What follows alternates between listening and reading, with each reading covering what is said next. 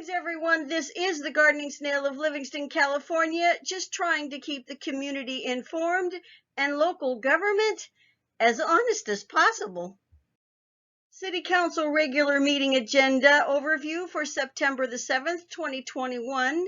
You can teleconference by calling 605-468-8002, access code number 156811 #. The meeting will be streamed live on YouTube, and it looks like they're trying to impose a 6-foot social distancing requirement. So while we're here, let's talk about this. The top portion of this slide is from the agenda. The bottom portion is from the state of California's website. Do you see a conflict between the two? Merced County rescinded the health order that mandated social distancing on June 18, 2021.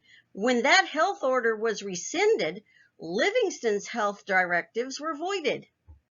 To my knowledge, there were no new health directives requiring social distancing declared by the city manager and ratified by the city council, as had been before. Nor are there any recent state county health orders upon which to support such a mandate by the city. So I don't know what they're trying to do here, but I'm betting they're going about it the wrong way.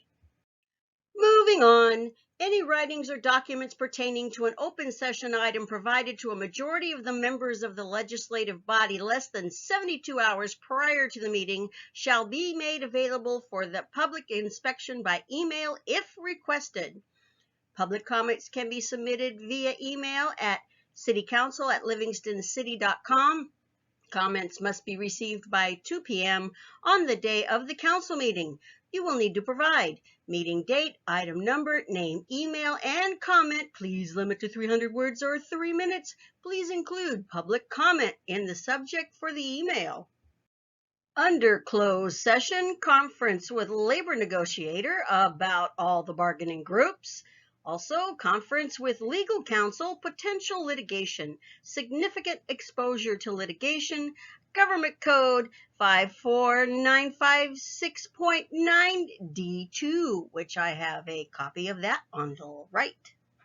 Citizens' comments. Notice it says comments are normally limited to 3 minutes, not must be limited to 3 minutes by law, not should be limited to 3 minutes by law, not will be limited to 3 minutes by law, but normally limited to 3 minutes.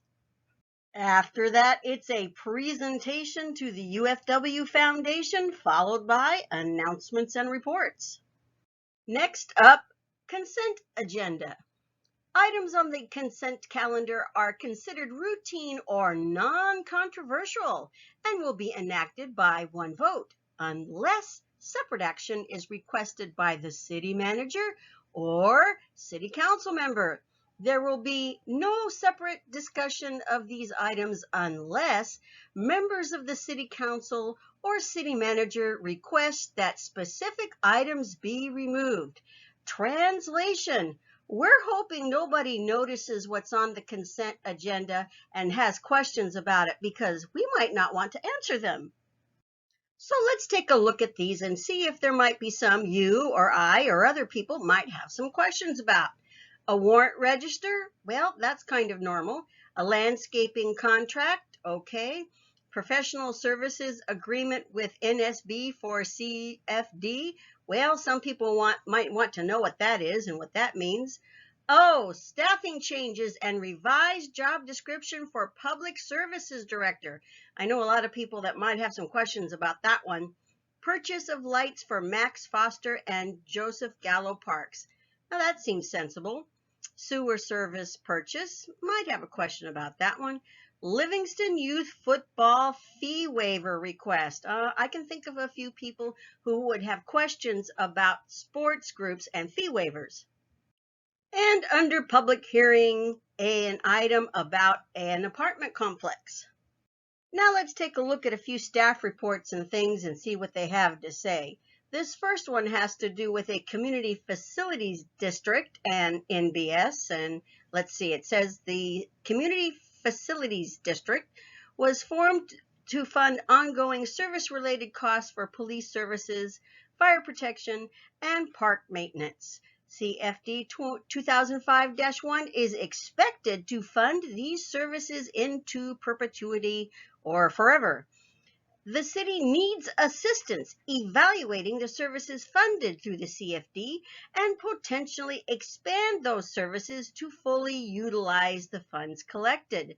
Therefore, a review will be performed to advise on the use of the funds.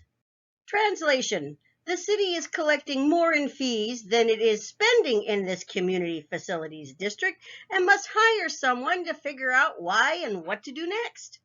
And $15,000 of your property taxes is going to be spent on the process. Next up, staffing revisions, revised job description for Public Services Director. Translation: they want to turn a Public Works Director into a Public Services Director, among other things, and add the additional duties of overseeing planning, engineering, to the supervision of Public Works. And you might want to pause the video here and look over the discussion. Then there's the whole senior planner position thing. I must wonder if there is already someone in mind for what was Filo's job, and also if there's someone already in mind for that Public Services Director position. Because this all seems to be happening awfully fast, don't you think? Let's take just a little bit of a deeper dive in that Public Services Director job description.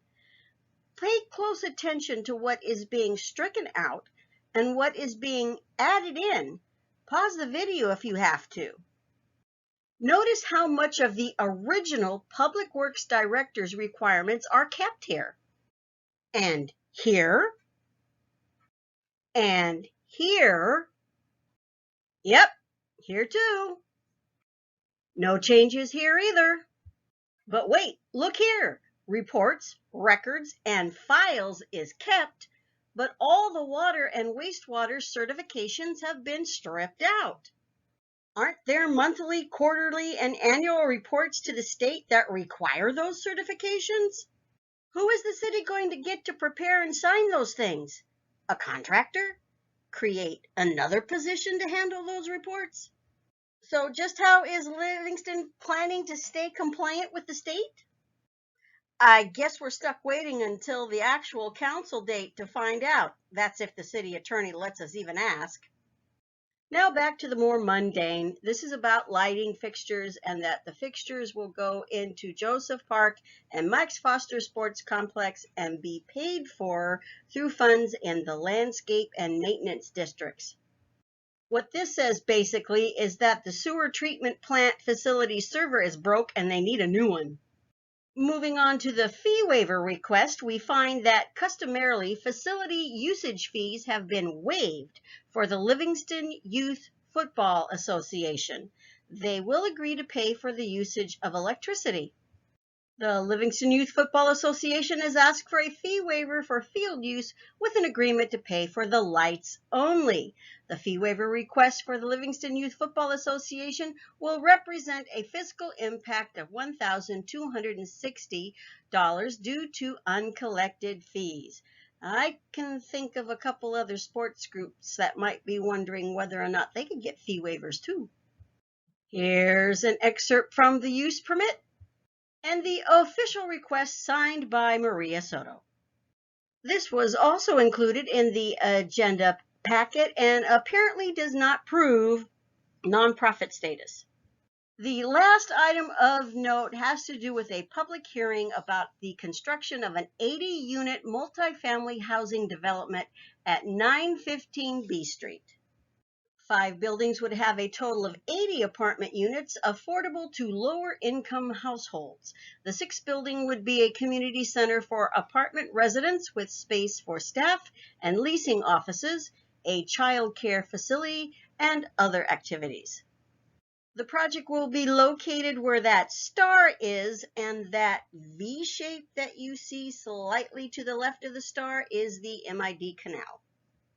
I'm going to wrap this up with a recommended reading list for those of you who are curious as to the active status of health orders in Merced County. And as always, the photo credits. Any views or opinions I express on these videos are my own and do not represent the views or opinions of the City Council or City of Livingston. Unless, of course, I am using direct quotes or video from City Council or other public meetings, then it's pretty obvious whose opinion is whose. Copies of source documentation available upon request.